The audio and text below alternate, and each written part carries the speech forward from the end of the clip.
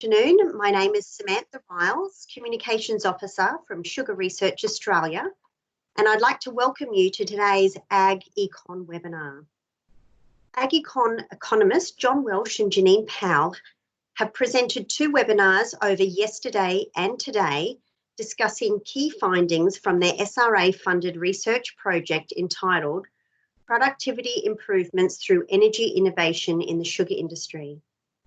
Today's webinar will look at finance options for funding renewable energy on farm, as well as the key drivers and barriers to adoption of this technology. Yesterday's webinar recording is up on the SRA's website under Energy. It covered the key findings from the 12 case studies and gave an overview of which technology works best and when it works under a range of irrigation scenarios. It also discussed in detail an on-farm energy case study in the ISIS region. Please note that today's meeting is being recorded. We encourage you to keep your microphone on mute to keep the background noise to a minimum. I will be assisting as a co-host to ensure that all runs smoothly. If you have any technology issues, please send a message in the chat box, which is located on the menu bar of your screen. I have included details in the chat box of how you can dial in via phone if you are experiencing computer issues. We encourage you to take an active part in today's meeting by asking questions. You can do this at any time throughout the meeting by typing your question into the chat on the menu bar. I will ask these questions at the end of the presentation on your behalf. If it is easier for you to ask your question verbally than to type in the chat, please unmute yourself. I'd now like to hand over to our speakers for today, John Welsh and Janine Powell. Thanks very much, Sam. I'll just quickly introduce ourselves. We're going to try and keep this webinar within the half an hour to keep it nice and concise and just mostly hit you with as many facts as possible. John and myself are both economists. We're based in New South Wales, and we're also both farmers on having extensive farming operations as well. Sam mentioned yesterday's webinar, and I just wanted to recap on the key take-home messages from that. So if you're thinking renewables, the first thing to do is do a pump audit, and there can be big dividends on that, and you can really identify some energy efficiency issues if they are there.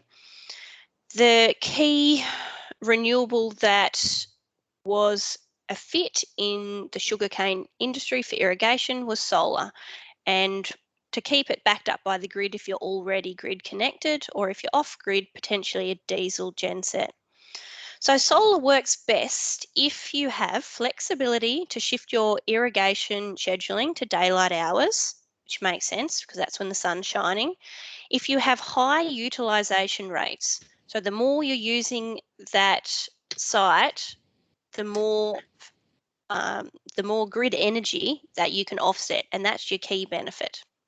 And so due to Ergon connection policies, which allows the feed-in tariff up to 39 kilowatts of solar, your motors that are under 35 kilowatts are going to be the best fit.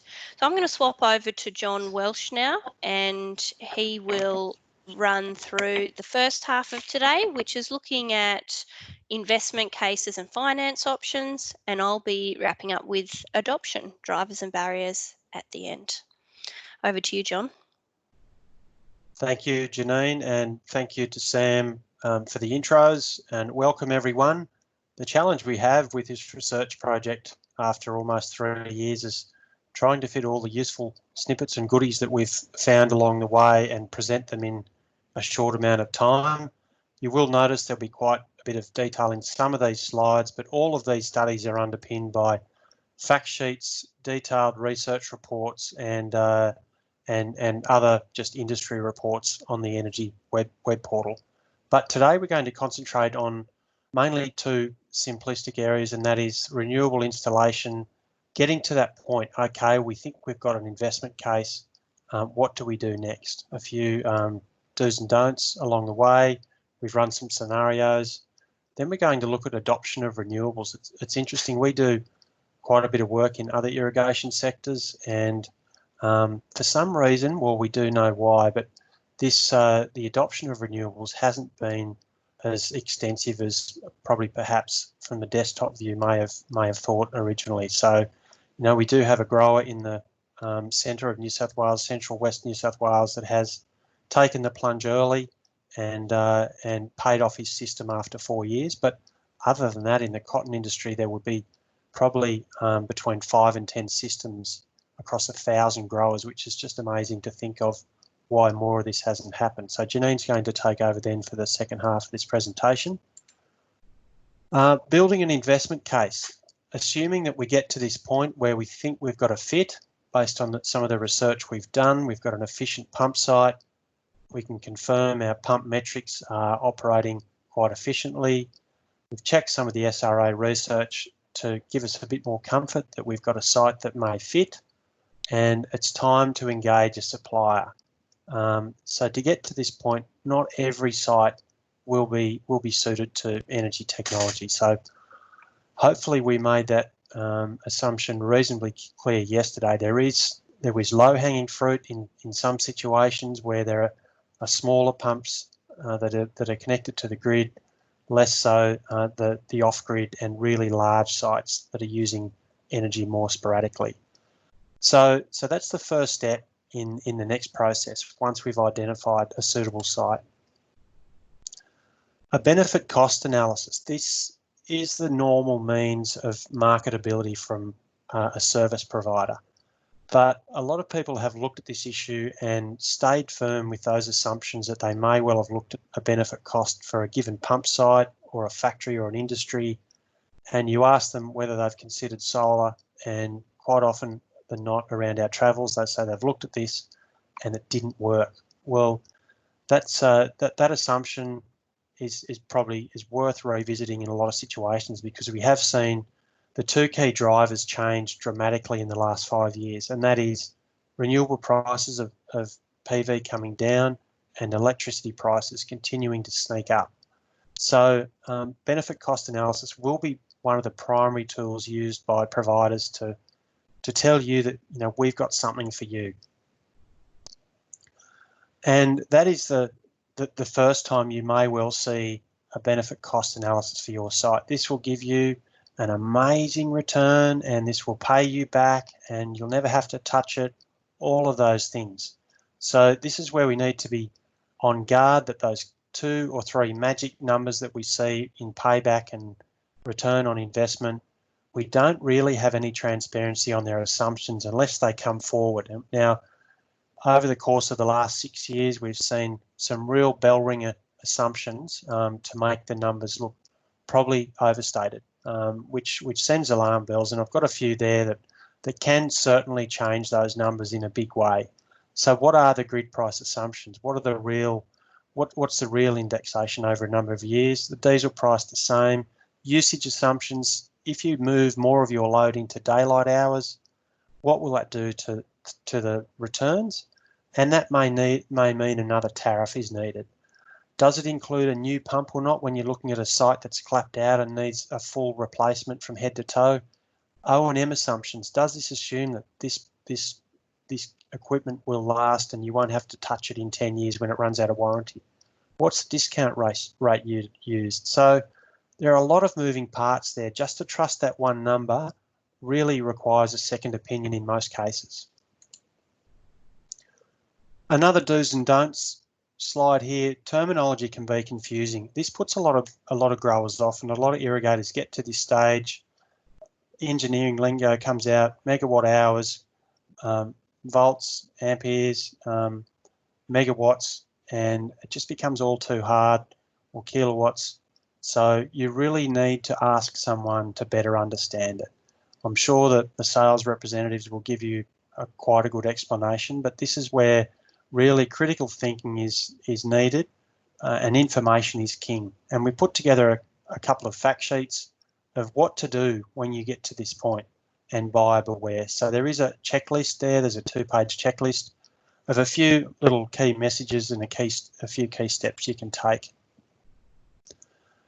Another do's and don'ts there. among providers, particularly in regional areas, you find new providers coming in from out of town, which may only have an ABN for 12 months or less. There is, I think, 1 in 4 providers churning through the industry quite regularly. What are the fine print with the warranty holders? Who holds the warranty? Is it the panel manufacturer in China? Are you going to have to chase someone overseas if something goes wrong? Or does it rest with the equipment supplier and his ABN? These are the things that can land unwilling consumers in hot water.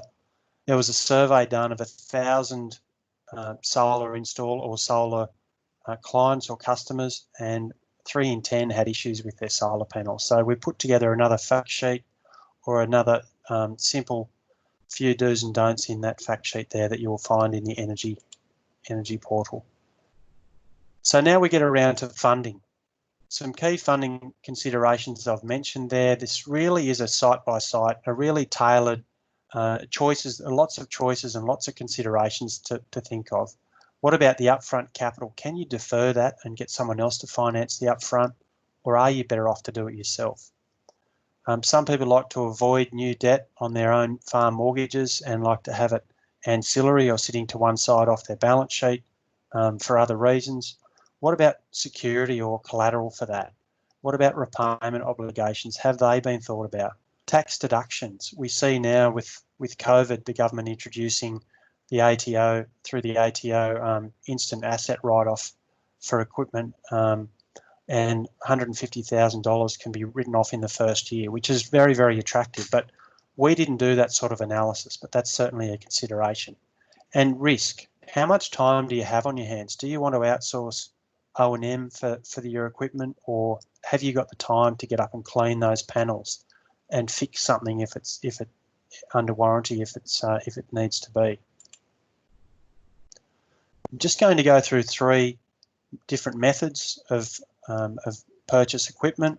The first one is a direct purchase, financed through debt or cash reserves. This is the cleanest of the 3 structures that I'm about to present to you.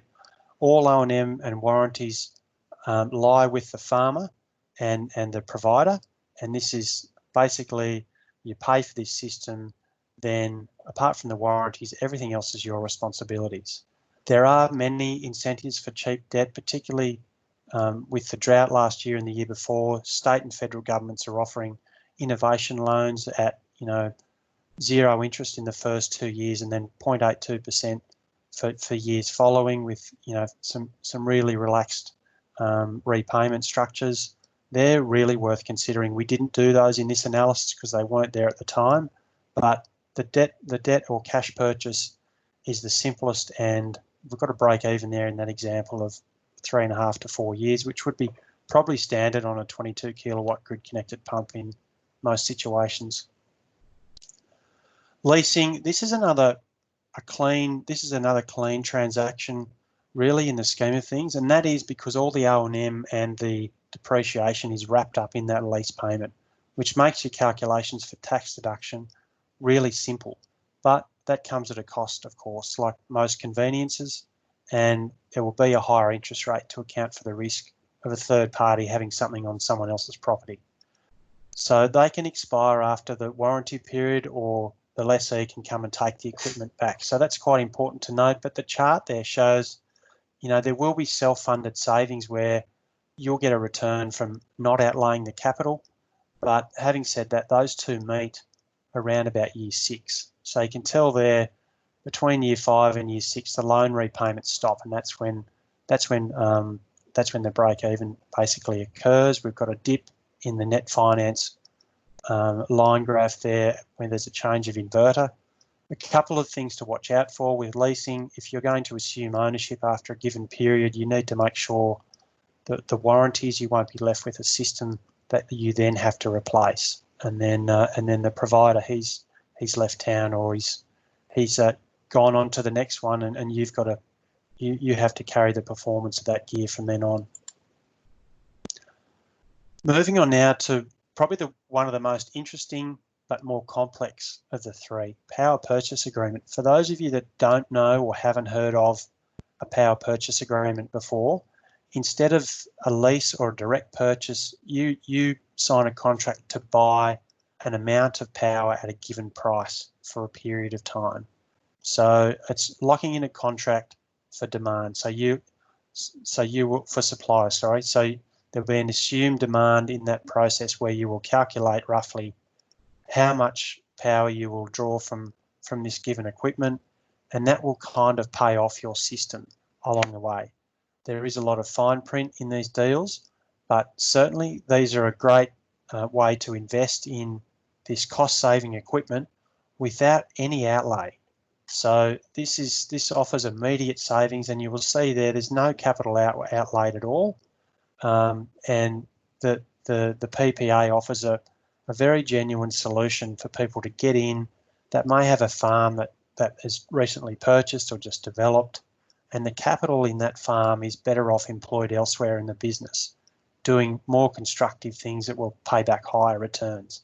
So this will still give you a net benefit of potentially 30 to 40% off your current retail tariff.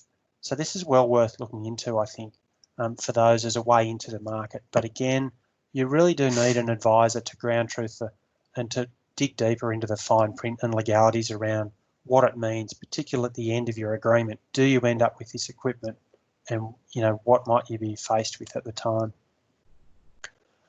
Just lastly here, I've got a slide, the drip irrigation case study we did in far north Queensland. Just with those 4 options, the direct purchase has been split into cash and loan. The cumulative cash flow obviously was highest for the cash transaction because there was no cost of money in that particular instance. But the interesting thing, a cursory glance at this table would show the NPV values in the second right-hand, or the second column from the right-hand end, are really not all that different, which makes you think, well, if they're not all that different, the NPVs aren't all that different, why wouldn't you just choose a PPA? It does take longer. You are committed. If something moves in the market, you are committed under that deal for longer. But having said that, you're not taking any risk much at all, and you know that your power price will be under what you're currently paying. And we don't have an IRR value for power purchase agreement because you're not actually spending any money, any capital on that money. So that's a really interesting one, and I'm almost out of time. So in summary, when we get to this point of investment and we think we've got a proposal, it's really important, and we can't encourage you enough to talk to your peers and advisors about what worked for them. Jump in a car and go and visit a grower who's done it before. Talk to industry, talk to us. We're running tenders for businesses with PV, looking to broker language between farmer and engineer, which is really useful. Educate yourself, and you will find you will save money if you've got a good prospect that'll give you peace of mind. So that's it from me, and look forward to taking questions later on in the presentation. Janine?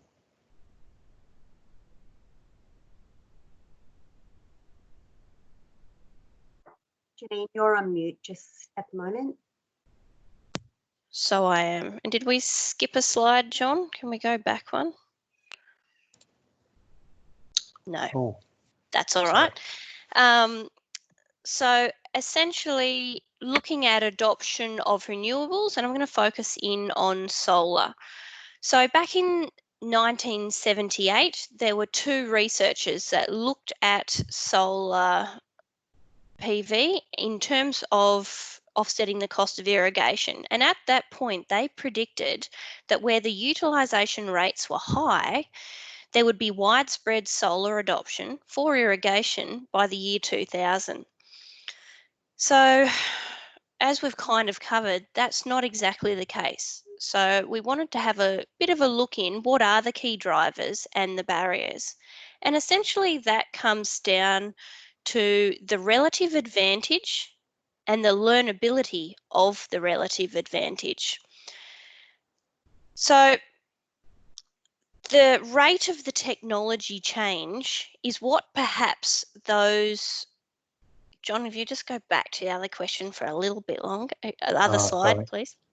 So the rate of the technology change is probably what those 2 researchers didn't consider. And that's what makes the adoption so challenging. the relative advantage is changing. You've got a rapidly changing technology and a changing investment environment where the technology is constantly improving, the environment in terms of there might be government incentives, the energy rate which you're trying to offset, potential feed-in tariffs, connection policies, they all together are continually changing, some of them slower than the others, but what that is doing is making it a constantly changing relative advantage, and that does make it difficult to learn. Some of the key advantages in terms of solar is there are, and these are inputs that go into figure out roughly what the size of the adoption would be, the number of enterprises that can benefit, and within sugarcane, although the utilisation rates are really determined by the amount of irrigation, and there's a good portion of irrigators which are supplementary irrigators, there are still a number of sites which can definitely benefit. So that is the key thing to look at, the utilisation of the solar. The economic advantage is there if you're utilising the solar. You've got the environmental advantage as well. And also there are immediate benefits. So that's all part of the relative advantage. The upfront cost in some instances might be a bit of a barrier, but John has gone through and it looks like there really are some viable options to get around that barrier. In terms of learnability and being able to understand that relative advantage, it comes down to the complexity of the innovation. And whilst solar technology is complex in a way, once it's installed on farm, it's working, there isn't a whole lot that you really need to do to keep it working. You can monitor it quite easily and then call in other people to essentially address any changes if it's needed. So not really a whole lot of new skills are needed for the technology itself, but in terms of understanding the advantage is where it gets a bit complex. And that's where networks, like John talked about, are really important. So in terms of other growers, looking at the research, the SRA website, what your advisors can tell you, all of that helps in terms of the learnability. One issue is there's not a lot of independent specific advisors in terms of renewable energy. Some of your traditional advisors are upskilling, and extension staff are starting to really understand the issues, but that's one thing that that probably hinders the lack of specific advisors, because not everyone wants to go through the process of getting numbers of quotes and trying to understand the drivers behind them all. So the next slide looks at what the potential adoption would be. We use CSIRO's Adopt tool, and it basically is underpinned by grower and industry surveys and focus groups. And that says an estimated 52% of irrigated sugarcane growers might adopt solar for irrigation in about 12 years. This little graph here shows that there can be quite a big change in that. And the main change in that is the relative economic advantage. What might change that? If other alternatives change, you'd see a drop off. If government incentives improve, it might strengthen or increase adoption. And there's also the connection policies, which we've discussed is quite a big driver. So on to the next slide.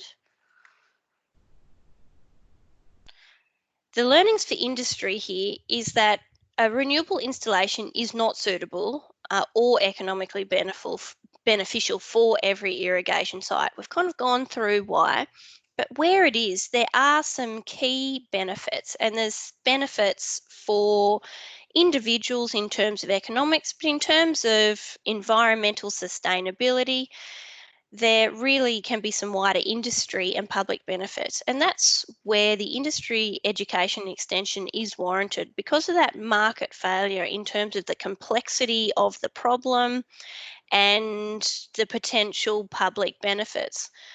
It really does give a strong case for extension.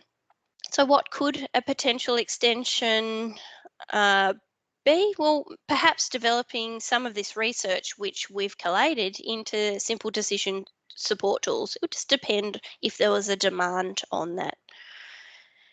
And in terms of learnings for farmers, I think it's pretty clear that there is benefits on suitable sites. You can have a reduction in energy costs, that's quite clear. You can have improved environmental sustainability, and your benefits are immediate. The dilemma remains, though, that if the technology and investment environment keep changing, so do the benefits, and where do you sit?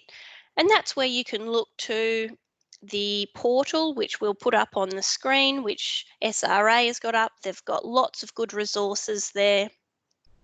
We've got fact sheets and podcasts, these webinars, lots of case studies, and it's a great starting spot to look at if you're wanting to look for more information and any detail of what we've spoken about in the last 2 days.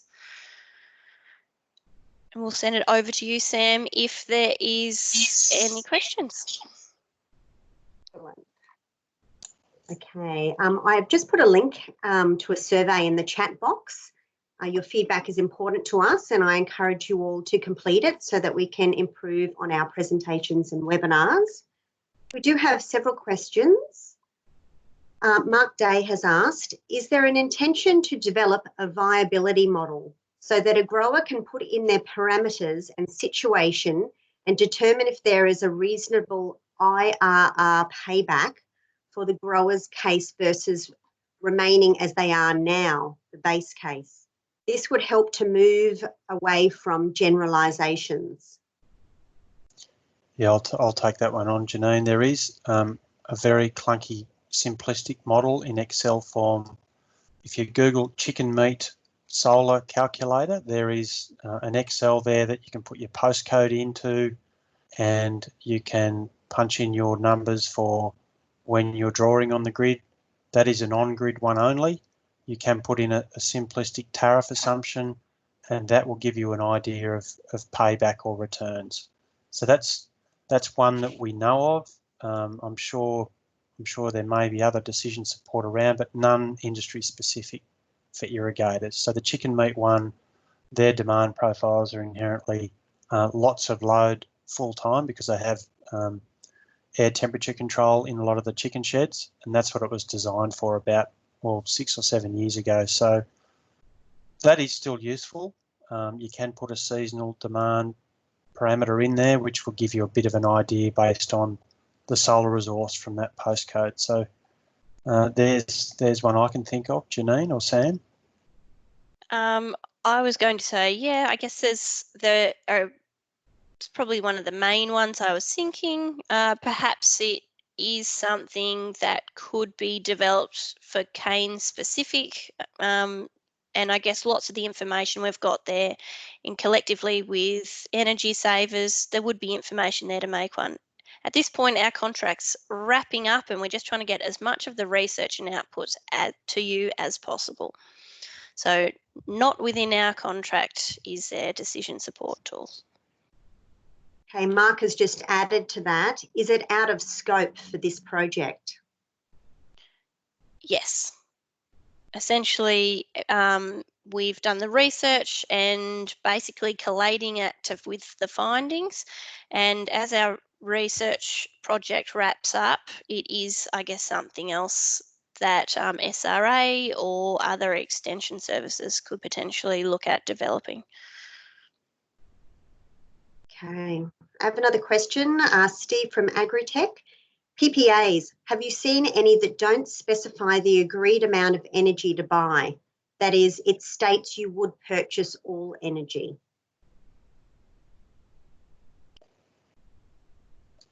Hi, Steve. I haven't actually gone through PPA agreements since we last spoke, probably on this issue more than 12 months ago, and I would have to revisit some of those to get a bit of a feel for the essential terms and conditions of those agreements. Anything's possible, I think, with the PPA agreements. It's really a case of negotiations. What's going to suit the equipment supplier to get their money back, and depends on the market environment for that location. And look, it's a hard one because they really are an individual negotiation between equipment supplier and grower. So what's going on in the broader market is a little bit hard for us. We don't do too much of the PPA work in our day-to-day business, so it's a little hard to tell. Sorry, Janine may have a thought on this. I was just going to say it's one of the more complex agreements, and there is a wide variance of options. So it'd be just really pays to read the contract details and look and make sure that whatever the agreement is, that it suits your specific situation. Some of them you own the equipment at the end, some of them you don't. Some have a balloon payment in at the end sneakily that you don't know about.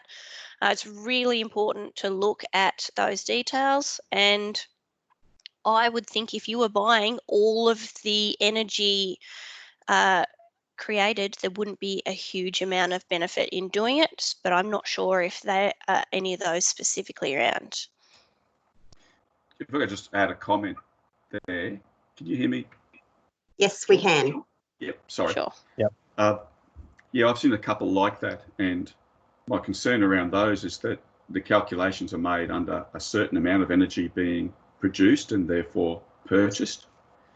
But if you do the calculations a different way, you might find that there's a lot more energy actually produced, and you are obligated to buy it. I think I'd be very wary if it wasn't specified and it was just all. So it's definitely something to look out for. And as you've said, well, obviously those options are out there, and you've just got to be really careful about the details in the contracts, as with any contract. Thanks, Janine. I agree with you. Okay, we have a question from Gavin Lamb. It seems farm use of the solar energy is important to get a good return on investment from a PV system. However, irrigating during the day with heat and wind, particularly for overhead systems, is in fact the worst time to be irrigating. Did the economic analysis consider irrigation efficiency? So we didn't look specifically at irrigation efficiency. What we did in all the different case studies, we talked to the farmers about their irrigation systems and how, if they would allow some daytime or all daytime, or what they could shift into the daytime. Obviously, for your situation, if you're going to end up blowing water away or wasting water, it mightn't be the move for that specific site. So all our case studies did consider the practical and some other considerations of moving into the day. Some irrigation systems and farms said it's not an option for us. We can't do it. It's not viable. And that's a fair enough answer. Farming's pretty complex. There are a lot of considerations. So Janine, if I can just add to that, it wouldn't be that difficult to a lot of irrigation scheduling takes place at night due to off-peak and obviously evaporation considerations, but it wouldn't be that hard to model something up to leave those really hot months in the night time and shift, other periods where evaporation is less prevalent into daytime. That could be done, the modelling wouldn't be that complex for anyone to take on, really. Just reduces the solar utilisation, essentially. Yeah. Hey, thanks for the answer, Gavin here. The other aspect then is if it's a greenfield site and they're actually developing an irrigation system and thinking about their energy source, what can happen is if you try and squeeze all of the irrigation into that hours of daylight, you actually end up upsizing the system, and the capital cost of the irrigation system goes up. Because your pipes, the bigger your pumps, the bigger to shift water faster. So it's a bit of an iterative process, I guess.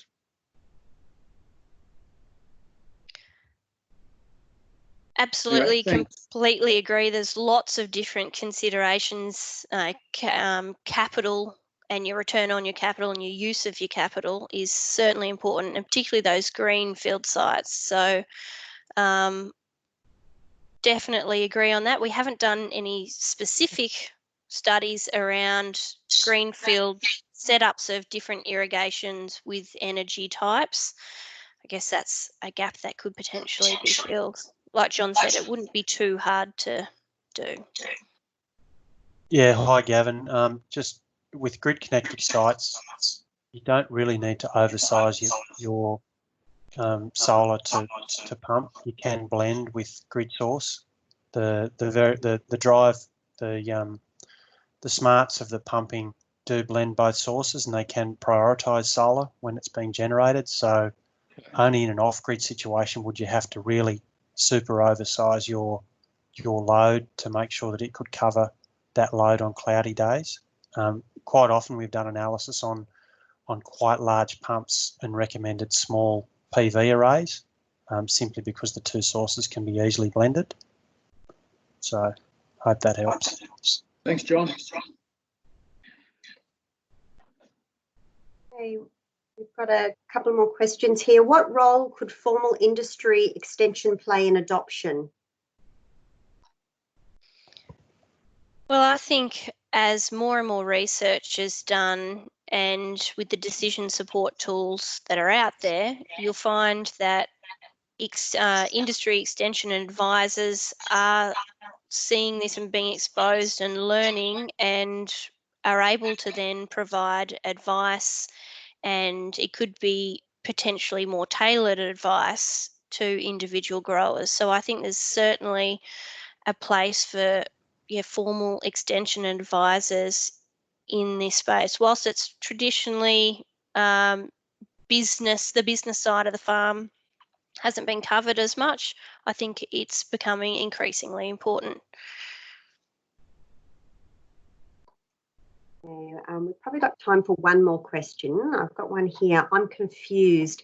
If I only irrigate my cane once or twice a season, can I save money with solar, a PPA?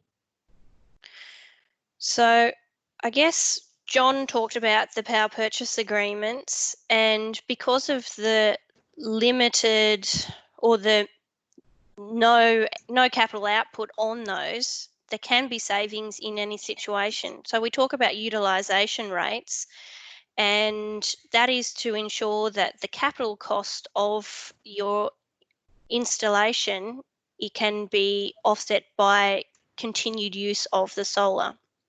Where if you're not outlaying capital, then you can be seeing returns. It just depends on the contract details on the power purchase agreement, and particularly as Steve identified, how much energy is required to be purchased. Okay, we might wrap up the questions there now. I'd just remind you all that we put the survey link in the chat box, and we'd love to get your feedback.